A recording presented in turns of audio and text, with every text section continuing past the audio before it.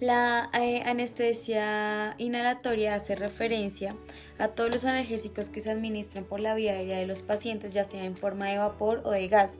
Esta anestesia inhalatoria ha sido la base de la anestesiología, ya que con ella Wendell describió los signos de la anestesia general, que en ese tiempo se alcanzaba con un solo fármaco.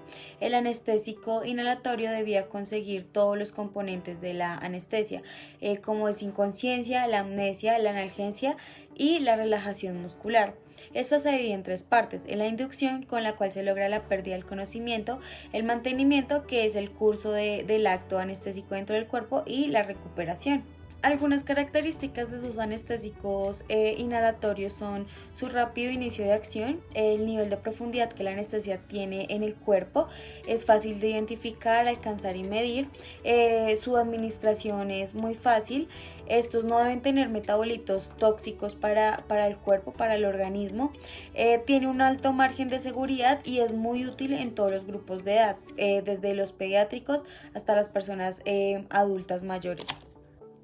Vamos a hablar sobre el óxido nitroso. Este es un gas inorgánico incoloro de olor dulzaino y no es irritable. Este fue usado por primera vez en 1844. Este se comprime fácilmente y es almacenado en cilindros de alta presión de color azul.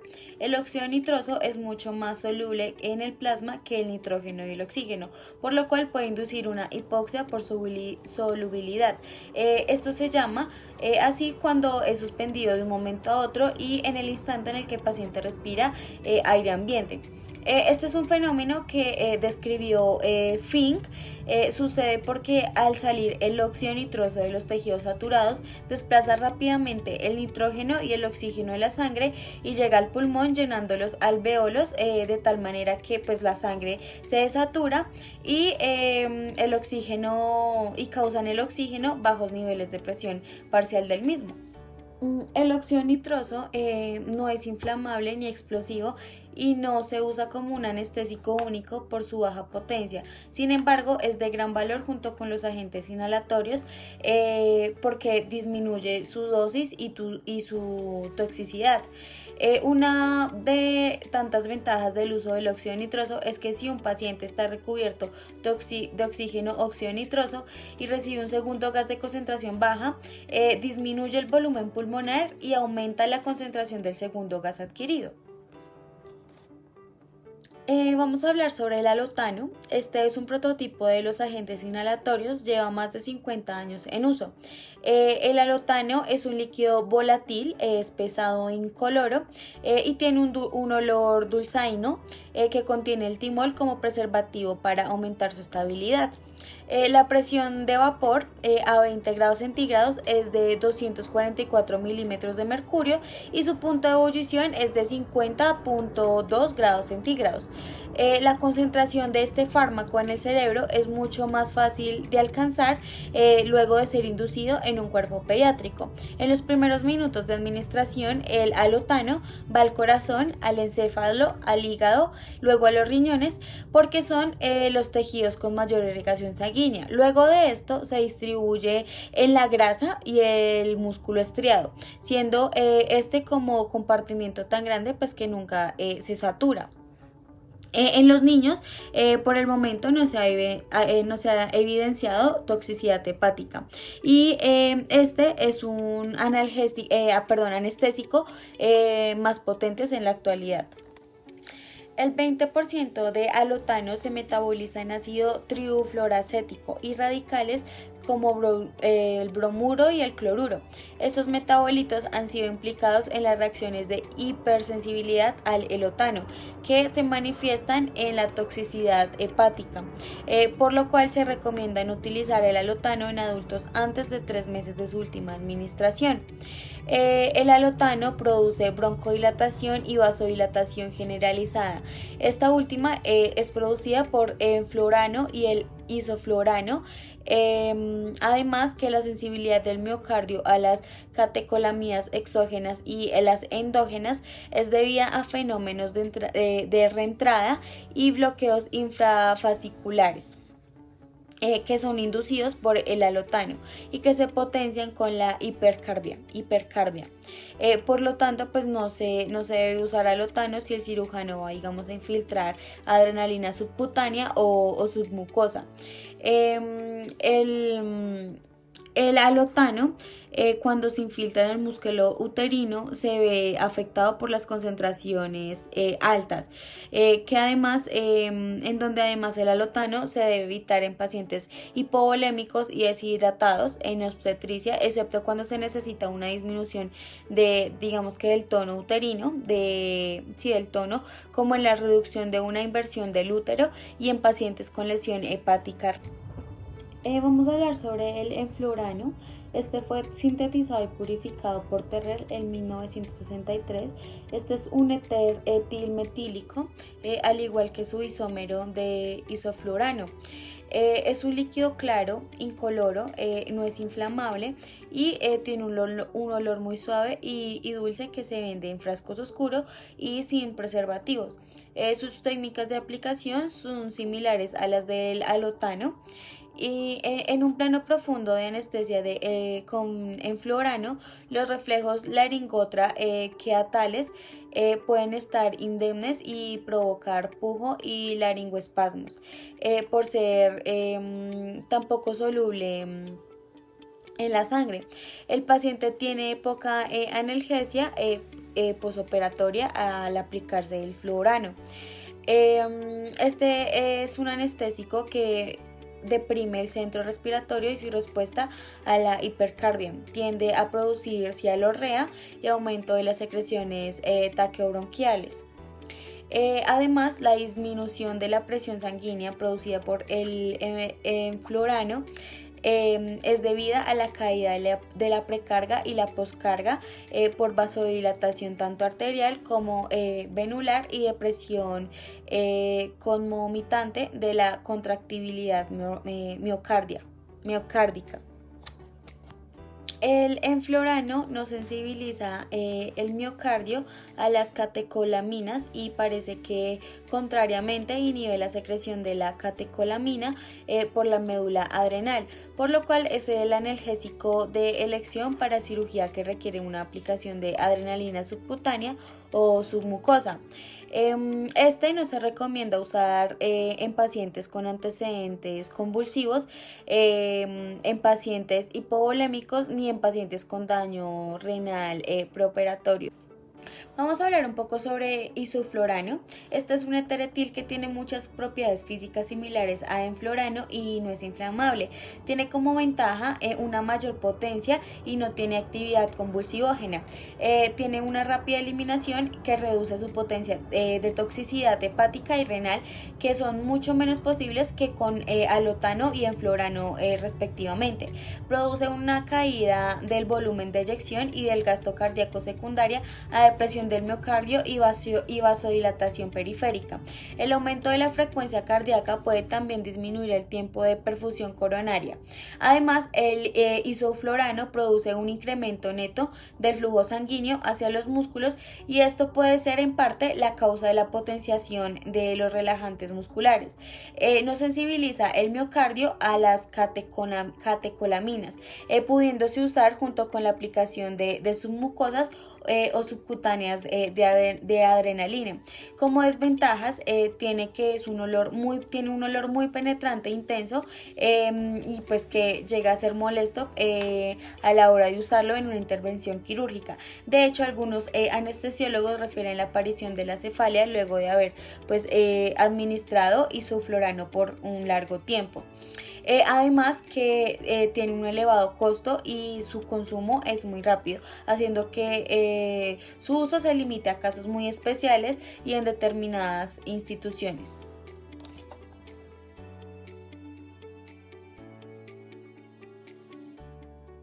Los anestésicos de uso intravenoso tienen una farmacocinética y mecanismos de acción semejantes a los agentes inhalatorios. En este grupo encontramos los barbitúricos, los esteroides analgésicos, las benzodiazepinas y los analgésicos narcóticos.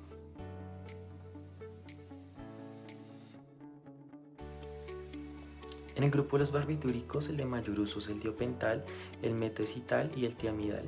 Todas estas son moléculas hidrosolubles y el sitio de acción microscópico de los barbitúricos es a nivel de los axones y la sinapsis. El uso de la anestesia endovenosa tuvo aceptación con la introducción de los barbitúricos de acción ultracorta en 1930. El tiopental es un hipnótico de acción ultracorta sin efecto analgésico que se usa como sedante e inductor para producir inconsciencia, acelerando el inicio de la anestesia general. Cuando se usa para procedimientos cortos debe acompañarse de un analgésico o un anestésico inhalatorio. El tiopental produce depresión respiratoria y circulatoria progresiva. Esto se relaciona directamente con la dosis y la velocidad de aplicación del fármaco. Su pico de acción está entre los 30 y los 40 segundos después de terminada la aplicación y dura de 3 a 5 minutos dependiendo de la concentración del mismo. El tiamilal sódico es otro tiobarbitúrico ligeramente más potente que el tiopental que se expendía en frascos de 5 gramos. Sus características y farmacodinámica y su mecanismo de acción son similares al tiopental y su uso clínico es idéntico. Las dosis recomendadas para inducción es de 3 a 6 microgramos sobre kilo y su nombre comercial era Surital, pero actualmente no existe en el mercado. El metoxital sódico es un oxibarbitúrico 5 veces más potente que el pentotal, pero con una acción más corta. El espectro de efectos depresores desde la sedación hasta el coma es igual en cualquiera de los 3 compuestos barbitúricos usados en anestesia y está directamente relacionado con la dosis. Se usó en un tiempo para inducción rectal en niños, pero su absorción era muy incierta.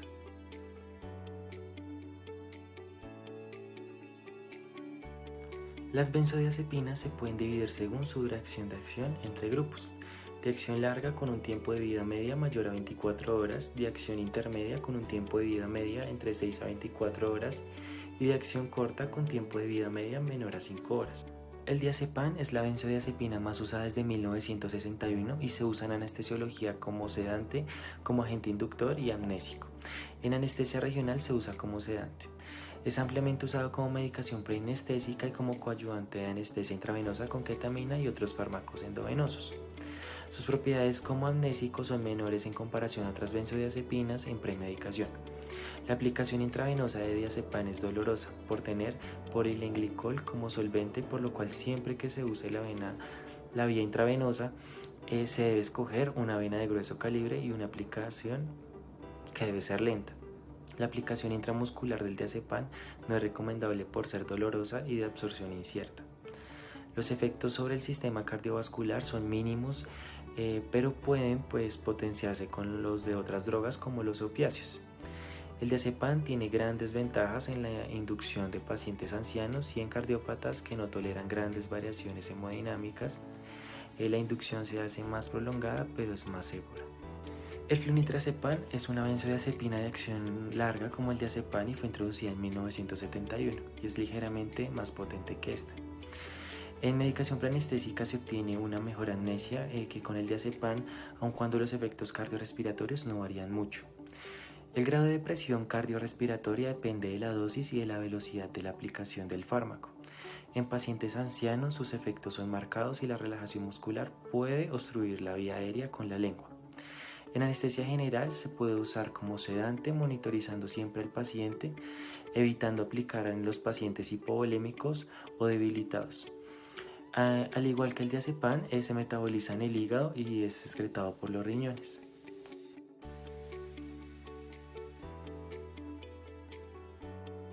En el grupo de los esteroides anestésicos encontramos el etomidato, que es un hipnótico de acción y recuperación rápida y es un derivado carboxilado del imidazol. Cuenta con una gran estabilidad cardiovascular y respiratoria ya que no libera histamina. Se encuentra en una base débil disuelta en polinenglicol que lo hace muy doloroso a la aplicación para las venas. De igual manera también puede causar irritación. Su terminación de acción depende de la redistribución a los tejidos. Este medicamento causa menos depresión respiratoria que otros fármacos y una mínima depresión cardiovascular, aún en pacientes que se encuentran diagnosticados con alguna cardiopatía. La propanida es otro fármaco. Produce anestesia de acción rápida y de corta duración, es un aceite casi incoloro e insoluble y produce una disminución de la tensión arterial similar al pentotal o al diazepam. La principal ventaja de este fármaco es su rápida y completa recuperación, ya que las reacciones anafilácticas también se encuentran asociadas a este anestésico y se relacionan con el uso del cremopol. El propofol es un anestésico de rápida acción solubilizado con leche de soya. Este tiene menos efectos secundarios en el posoperatorio como náuseas, vómito y somnolencia. El propofol es un agente hipnótico efectivo para la inducción y mantenimiento de la anestesia. Este fármaco produce una depresión cardiovascular y respiratoria dependiente de la dosis similar a la del tiopental. No tiene y no presenta propiedades analgésicas. Dentro de los analgésicos narcóticos encontramos la morfina, la mepiridina, el fentanil y sus derivados. Estos son ampliamente usados por los anestesiólogos para la analgesia, la premedicación y la sedación en altas dosis. Estos analgésicos opiáceos se pueden clasificar como primarios, anestésicos y suplementarios. Dentro de los anestésicos primarios encontramos el fentanil, el sulfentanil y el alfentanil. Dentro de los analgésicos anestésicos encontramos la morfina, la hidromorfina y la oximorfina. Dentro de los analgésicos suplementarios, la miperidina, el butorfanol y la nalbuphina. La morfina principalmente se usó en dosis altas para facilitar la ventilación mecánica en pacientes críticos en la unidad de cuidados intensivos sin cambios cardiovasculares ni hemodinámicos importantes. Se puede apreciar con el aumento de las dosis de este fármaco una hipotensión por la liberación de histamina y una depresión de la actividad del sistema nervioso simpático y también bradicardia.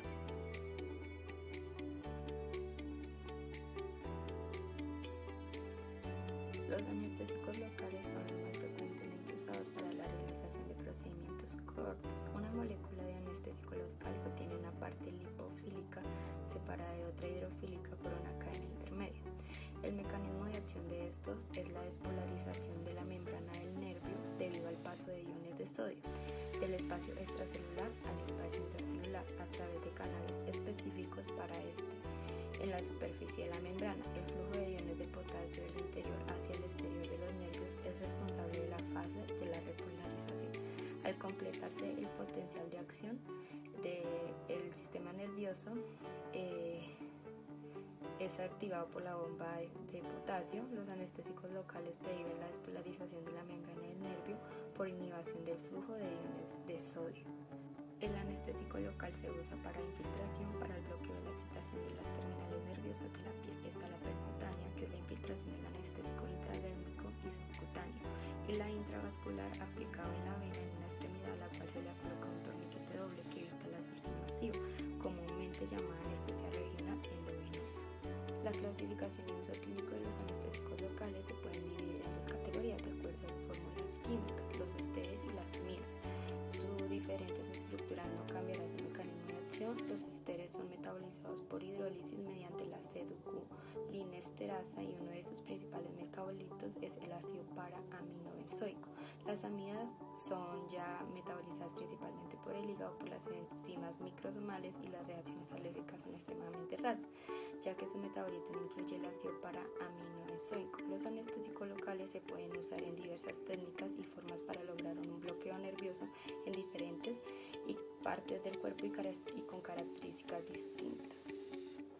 La cocaína fue el primer anestésico local usado por su gran capacidad para bloquear las conducciones nerviosas cuando se aplica tópicamente. Su efecto general más sobresaliente es la estimulación del sistema nervioso central por bloqueo de la captación de las catecolaminas desde la región intersináptica hasta la terminal nerviosa, aumentando así el tono adrenérgico en todo el organismo. El anestésico local tipo este tipo de droga ya no se usa, es poco usual usarla actualmente. Nos referimos a ella por haber contribuido al desarrollo de la anestesiología moderna y por conocer su toxicidad.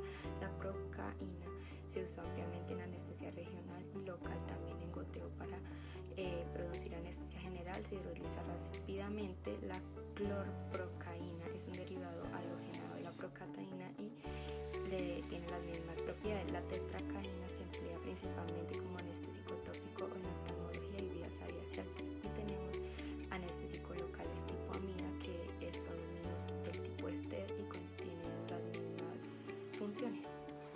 Tenemos la lidocaína, que es el anestésico local más ampliamente usado en la actualidad. Produce anestesia rápida, intensa y duradera. Se puede usar sin vasoconstrictor o con él y se metaboliza en el hígado por oxidación microsómica y en algunos de sus metabolitos mantiene su acción anestésica y tóxica. La lidocaína deprime la automaticidad y la velocidad de conducción de las fibras de Purkinje, por lo cual es de elección el tratamiento inicial de las arritmias ventriculares y de las extrasístoles supraventriculares aisladas. Tenemos la mepivacaína, se usa igual que la lidocaína y a concentraciones similares de 0.5% y el 1% para la infiltración, y la prilocaína es su uso principal para anestesia raquídea de inicio rápido y duración prolongada.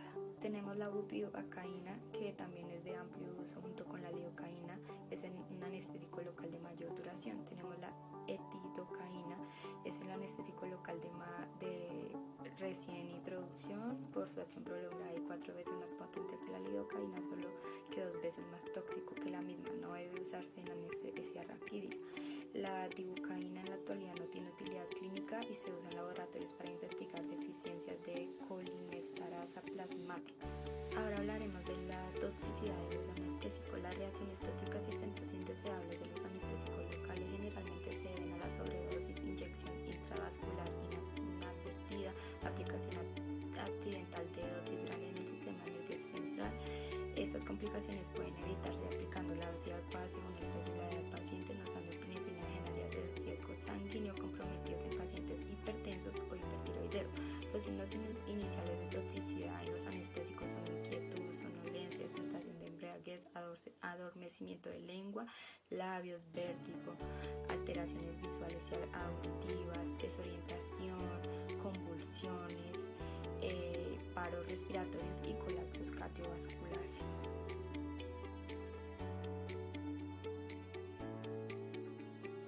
Ahora vamos a hablar de la anestesia raquídea, subaranoidea o espinal, que ha sido una de las técnicas de amplio uso, siendo segura, fácil de administrar. Para lograr esta anestesia se debe perforar la dura madre, la aranoides, obteniendo así un flujo libre de líquido cefalorraquídeo. Las indicaciones que tenemos para esto es dificultad para la técnica de anestesia peridural, anestesia en cirugías ginecológicas, perianal, urológicas, perforación accidental de la dura madre durante la anestesia peridural, pacientes ancianos, paciente con gran volumen de alimentación personal. En las contraindicaciones de esta anestesia tenemos pacientes anticoagulados, trastornos de hemorragia, sepsis, infecciones en el sitio que se va a operar, aumento de la presión intracraneana, hipovolemia, shock o enfermedad en la columna o en la médula espinal.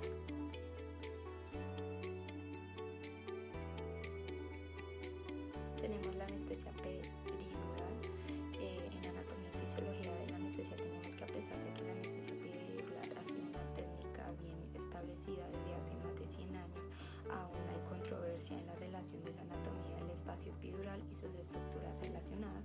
Para efectos prácticos, se considera que el espacio epidural o peridural se encuentra entre el ligamento amarillo y la dura media. Tiene algunos factores, que son el lugar de la punción. El anestésico difunde tanto hacia arriba como hacia abajo del sitio de aplicación de este. El volumen del anestésico, entre más volumen, hay mayor nivel. También la velocidad de aplicación, que entre más rápido se coloque, el bloqueo alcanzará un alto nivel. Y la posición del paciente es otro efecto. La profundidad y duración del bloqueo varía según las concentraciones y la potencia del agente. Y por último tenemos la adición de vasos constrictores, ya que los vasos constrictores prolongan la duración de la anestesia, pero su uso es un poco controversial. Tenemos las indicaciones de la anestesia peridural, que son prácticamente las mismas que la raquídea, pero pues esta tiene algunas ventajas en el uso, especialmente referente al uso de catéteres para técnica continua. La anestesia y la analgesia obstétrica es la más importante indicación de la peridural lumbar continua, siendo la anestesia de elección en muchos de los casos, aunque esta tiene contraindicaciones que son iguales, las mismas a las mencionadas anteriormente en la anestesia raquídea.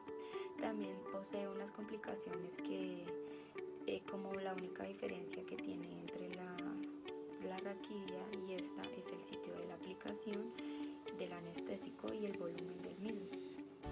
Dentro del canal raquídeo las complicaciones son las mismas, sin embargo cuantitativamente existen algunas diferencias. La hipotensión, por ejemplo, no depende de la técnica en sí, sino de otras condiciones como el volumen intravascular, el nivel del bloqueo y la compresión aortocava por el útero grávido, la masa